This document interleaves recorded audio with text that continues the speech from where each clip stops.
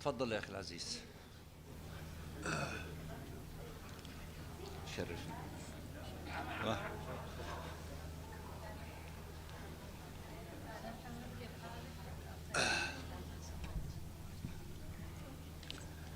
Do you want to start?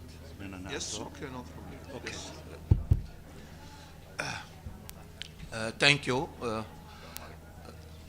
We are here today as a OIC group and Arab group together to express our full support for the situation for Palestine. As you know, the OIC group and the Arab group have presented a resolution through United Arab Emirates in the Security Council.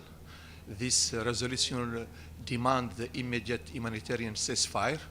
As you see, the situation in Gaza after the reception of the aggression on Palestine is very catastrophic, and we in this such situation, and accordingly to the decision by our head of state during the Riyadh summit, we follow the situation, and we have presented this resolution, and we expecting that the vote will take place tomorrow.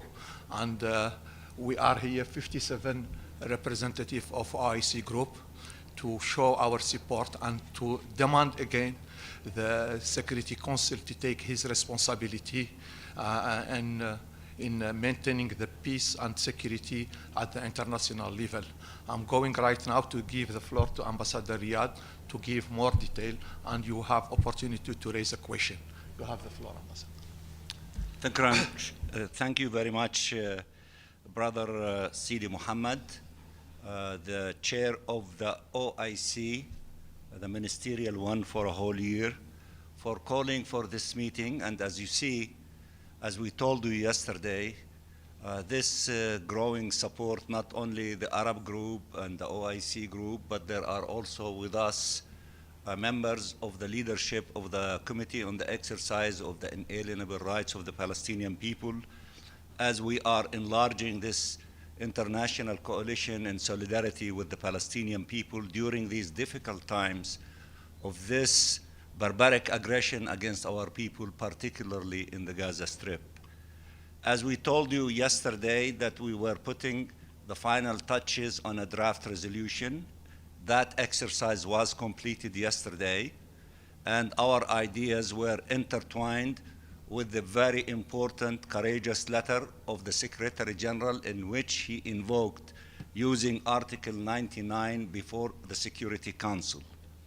So the draft resolution, which is a short one, reflect these ideas and the urgency of the Security Council to take action, and that requires a humanitarian ceasefire immediately. I believe that this draft resolution, which was given last night to all members of the Security Council, out of courtesy and the correct thing to do in giving all members of the Security Council to study it, to share with their capitals, to share with us if they have any ideas that could be incorporated in that draft resolution. And we expect that the draft resolution will be put in blue today, and action will take place on it when the Security Council meet tomorrow at 10 o'clock, as far as we know. We sincerely hope that the Security Council will adopt that resolution and will listen to the brave, courageous, principled position of the Secretary General, in which all of us salute him for taking that step, which was not taken by any Secretary General for a long period of time. And that gives you an indication of how dangerous the situation is in the Gaza Strip. In this connection, you know, we thank our brothers and sisters in the delegation of United Arab Emirates who were in the forefront in reflecting the general mood of the great majority of the international community inside the Security Council, outside the Security Council, and it was reflected in the draft resolution that I have referred to. We are also grateful for our brothers and sisters from the OIC, from the Arab group, and from the Committee on the Exercise of the Inalienable Rights of the Palestinian People, and many others who are with us in seeing the Security Council shouldering its responsibility. As we speak now, the General Assembly just concluded voting on 5 resolutions related to the Palestine question under the item of UNRWA and under the item of Israeli practices.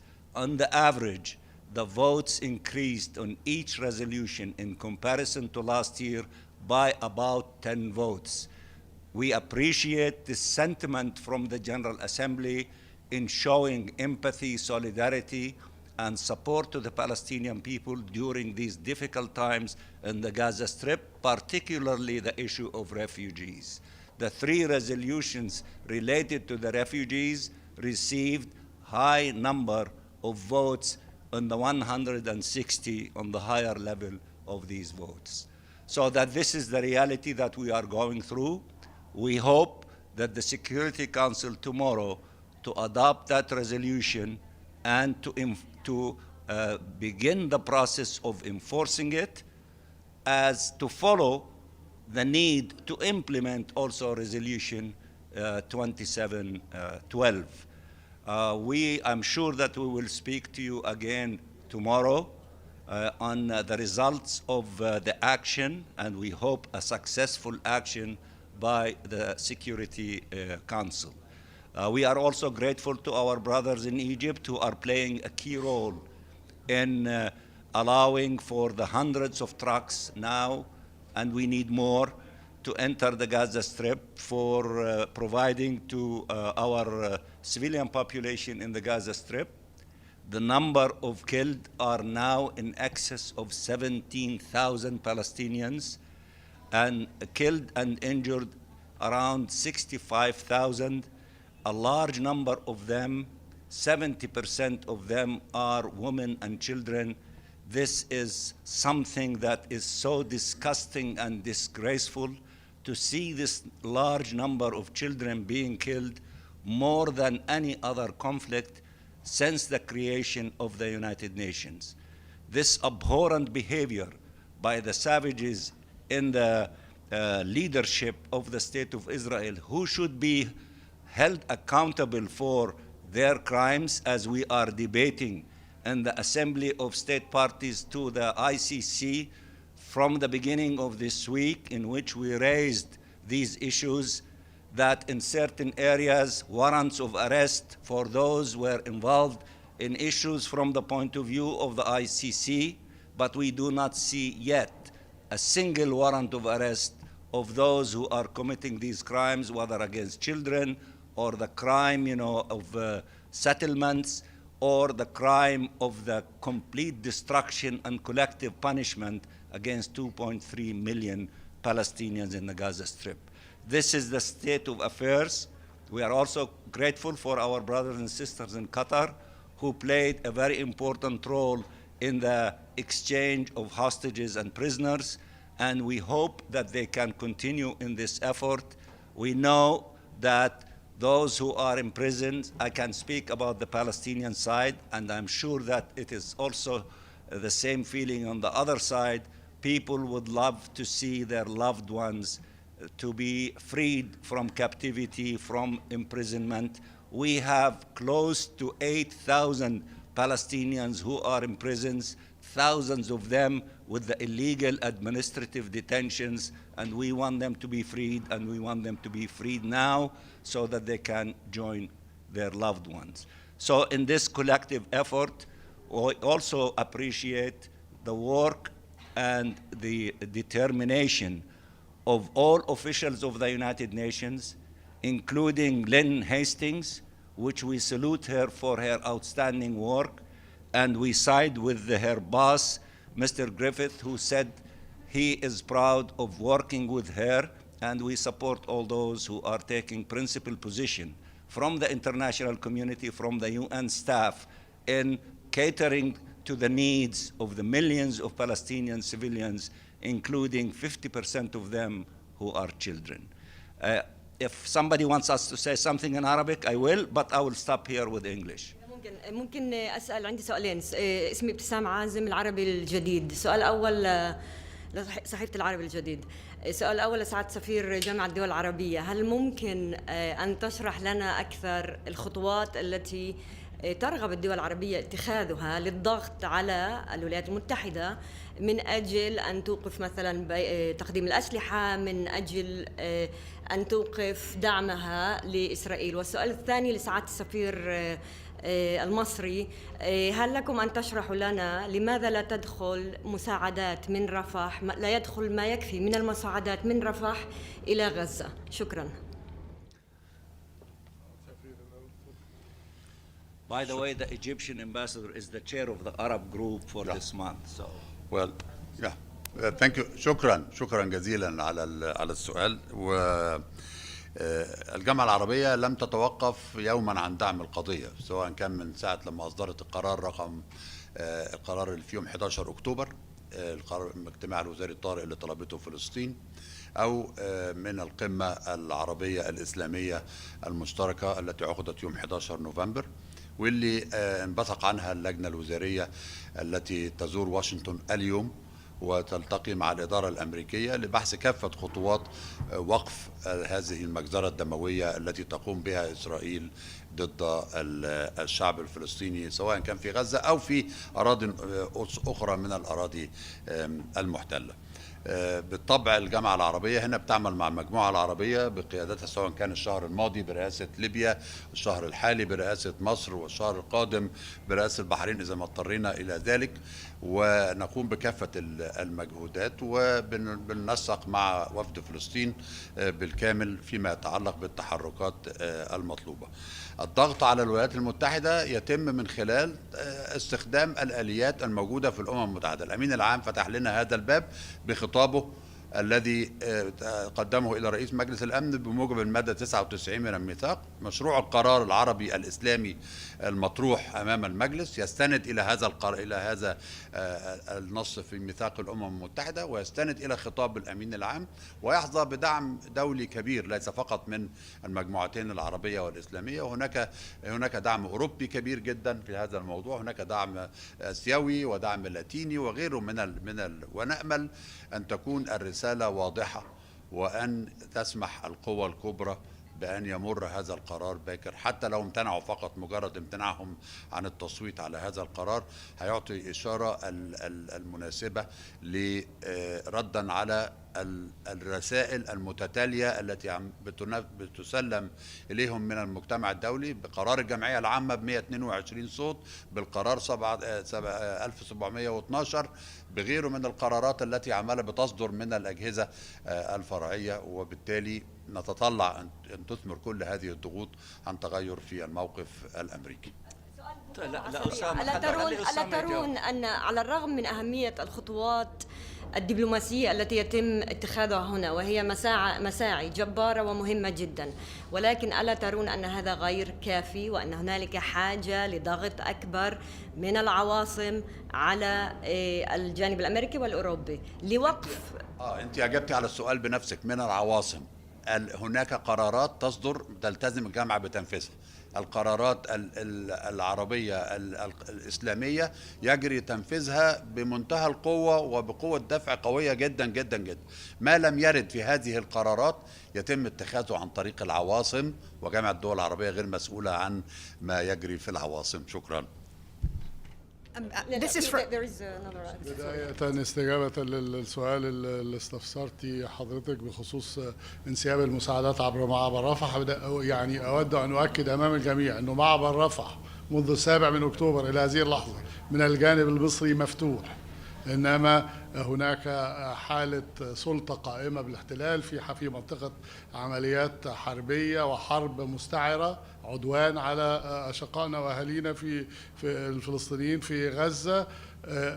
هناك آلية بتشترك فيها الأمم المتحدة، الجانب المصري، سلطة الاحتلال والأمم المتحدة والهلال الأحمر الفلسطيني لتنسيق، لأن المساعدات عندما تنساب من المعبر المصري لابد أنه على الطرف الآخر يجري استلامها ويجري توزيعها. مع وجود العمليات الحربية ومع القصف المتكرر للجانب الفلسطيني من معبر رفح بيتعذر على الأمم المتحدة استلام المساعدات، ويتعذر على الهلال الأحمر الفلسطيني استلام المساعدات.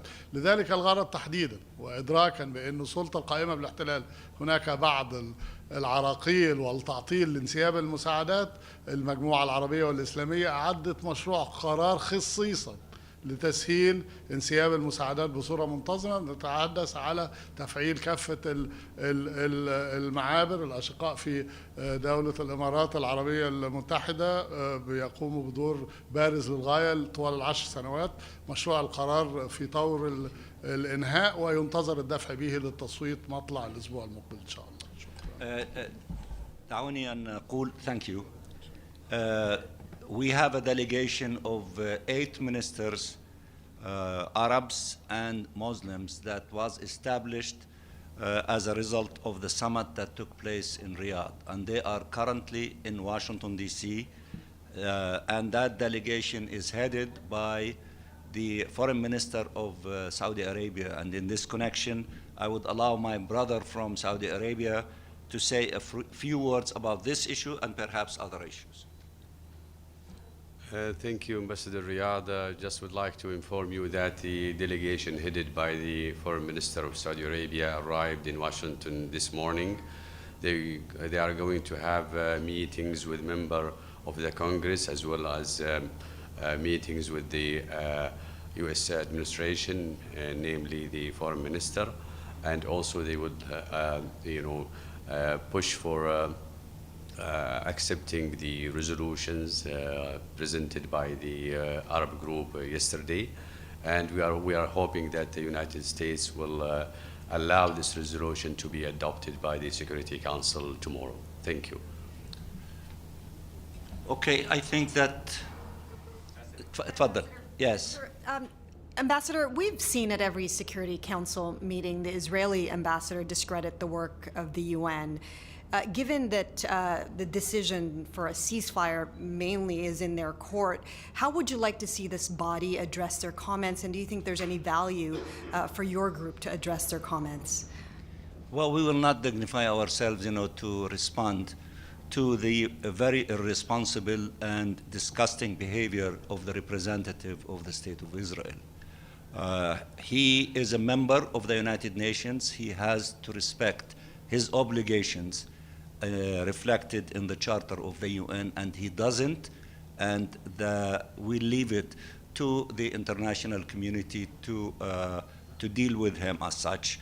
We salute the position of Ambassador June when he was presiding over the Security Council, when he stopped him from continuing insulting and disrespecting senior officials from the United Nations, including our sister Sima Bahouth, the head of UN Women, because no delegation has the right to behave in this disrespectful, despicable behavior as he did. But we don't want to waste our time in that. We defend the Secretary General. We defend all UN senior officials who are carrying their duties with dignity and principles according to the mandate given to them by us, the international community, in providing help and services to the civilian population. We commend all of them, including those who bravely went and visited our people in the Gaza Strip, especially Mr. Lazzarini, the Commissioner General of UNRWA, who visited, the Gaza Strip twice, and he saw with his own eyes the tragedy of our people in the hand of this aggression by the Israeli party. Al Jazeera, then Edith. شكرا سعادة السفير. مرد هاشم الجزيرة.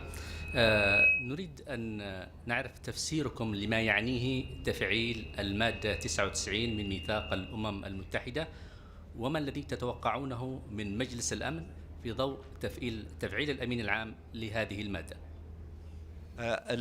المادة 99 تعطي الصلاحيات للأمين العام الذي إذا رأى على أن الحالة تهدد الأمن والسلم الدوليين، أن ارتكازا على المادة 99 يطلب من مجلس الأمن أن يتخذ إجراءات وخطوات عملية قد تفسر من البعض ويجب أن تفسر على أنها ملزمة لوقف هذا الخطر على الأمن والسلم الدوليين، ولذلك هو التجأ لهذه المادة بطلب وقف إطلاق نار إنساني فوري. ونحن في مشروع قرارنا تزاوج مشروع قرارنا مع ما يريد الأمين العام الذي نؤيده بشكل كامل في مطلبه أن يرتقي مجلس الأمن إلى مستوى المسؤولية وأن يتصرف لوقف هذه الحالة التي تهدد الأمن والسلم الدوليين وتهدد بحياة عدد هائل من الفلسطينيين، من المدنيين، من الأطفال والنساء، ليس فقط من القصف وإنما من الجوع ومن المرض ومن كل الأشكال التي تهدد حياتهم بشكل جماعي، ومن ثم يهدد الأمن والسلم الدوليين في المنطقة. ونشكر على ذلك ونؤيده في هذا المسعى جميعا. ومشروع قرارنا كما قلت هو يرتكز من ضمن مسائل أخرى على رسالة الأمين العام، ونأمل من مجلس الأمن أن لا يعطل هذا الطلب من الأمين العام وأن يصوت لصالح مشروع القرار المقدم من العرب والمسلمين وكل الذين يريدوا أنه يسووا endorsement أو co-sponsorship لمشروع القرار. Edith, you have the last question. Thank you very much. Mr. Ambassador, the United States has made clear both here at the United Nations and in Washington that they do not support any kind of a ceasefire resolution at this time. If the ministerial delegation that is there today does not succeed in changing the mind of the Biden administration, will you still put this resolution to a vote on Friday morning? I cannot speak on behalf of the ministers who are, as we are speaking, engaging the different components of the US administration and the United States government, being it Congress and administration. The ministers, are engaging in that, discussions. I am not aware of the details of that discussion, but obviously we have the authorization from our ministers, from our summit in Riyadh at the level of the heads of states and governments. We are calling for a ceasefire. The Secretary General is calling for a ceasefire. All UN agencies are calling for a ceasefire. Borrell is calling for a ceasefire. The European Union is doing the same. President Macron is calling for that, not to mention Russia and China and many others. The people in the streets, including the Jewish American community, particularly the young generations, who took over the Grand Central Station and took over Congress, and the millions in the streets, all of them are saying we want a ceasefire.